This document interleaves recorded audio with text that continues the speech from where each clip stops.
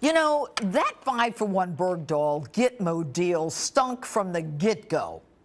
Why release those 5? The worst of the worst, the upper echelon of the Taliban, commanders, recruiters, not simple battlefield soldiers. Rehabilitated, reformed. Their sole mission is to battle and die defending Allah. Death is the culture that they live in. So what's the point of releasing them? You don't let a baby swim in shark-infested waters because the outcome is inevitable.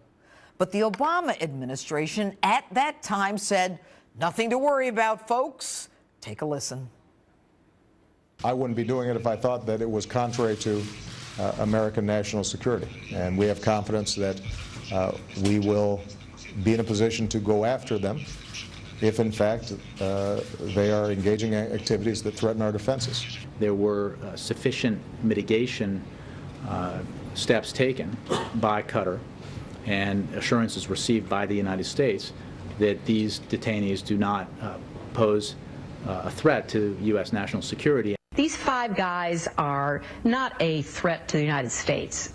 They are a threat to the safety and security of Afghanistan and Pakistan. And those assurances relating to the movement, the activities, the monitoring of those detainees give us confidence that they cannot and in all likelihood will not pose a significant risk to the United States. But this week, U.S. officials confirmed that one of the 5 is attempting to return to terrorist activity with the Taliban. Now, there's a shock.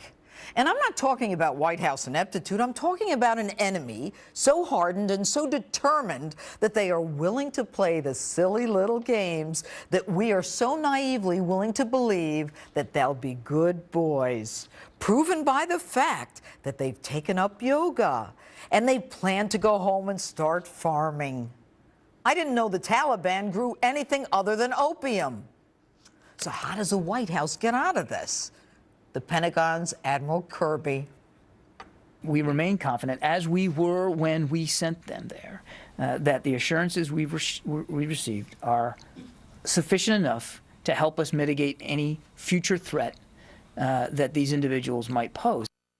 So, Admiral Kirby, I guess the White House was wrong or didn't tell the truth. Oh, I get it now. He really was a threat, but it's a threat you can handle. But that pesky question, why 5-for-1? The same one whose platoon soldiers called a deserter in the midst of combat an act punishable by death, and who very well may be charged with some form of desertion. Why not trade 1 for 1? We might have been able to use the other 4 terrorists as leverage to save other American hostages. But wait a minute, I forgot we don't negotiate with terrorists. So let me see if I get this. An American like James Foley is held for 2 years and then beheaded. We don't negotiate for him. But we do negotiate for someone who is widely believed to be a deserter both inside and outside the Pentagon. Since when do we trade mass murderers for someone like this guy Bergdahl?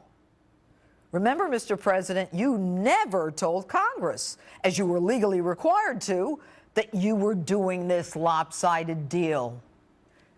Maybe you needed those hugs with Bergdahl's mom and dad in the Rose Garden. But even then, there was something that wasn't right.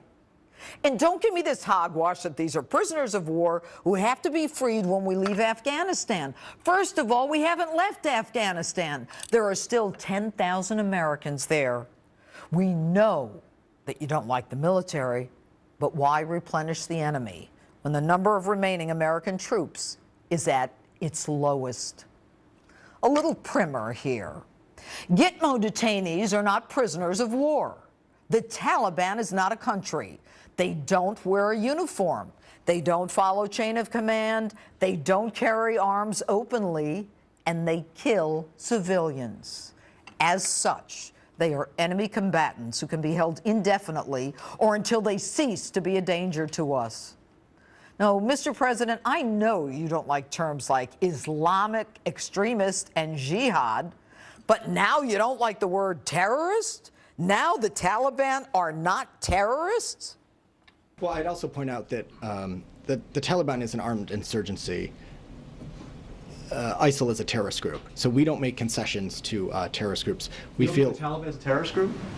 I don't think that the Taliban is an armed insurgency. Okay, they're now an armed insurgency. You know, you can parse this crap out whatever way you want, but here's the bottom line. They kill Americans, they're terrorists. They kill school children, they're terrorists. And just yesterday, this so-called armed insurgency, the Taliban, proudly took credit for killing 3 Americans. And you want to call them armed insurgents? So I say to myself, what difference does it make? Here's the difference. Since you did negotiate with terrorists and you're not supposed to negotiate with terrorists, you can't call them terrorists. So now you have to call them armed insurgents. Armed insurgent is not even a recognized legal designation. Mr. President, you make this stuff up as you go along. Who are you trying to not offend this time? The Taliban? You think not calling them terrorists will just make everything better?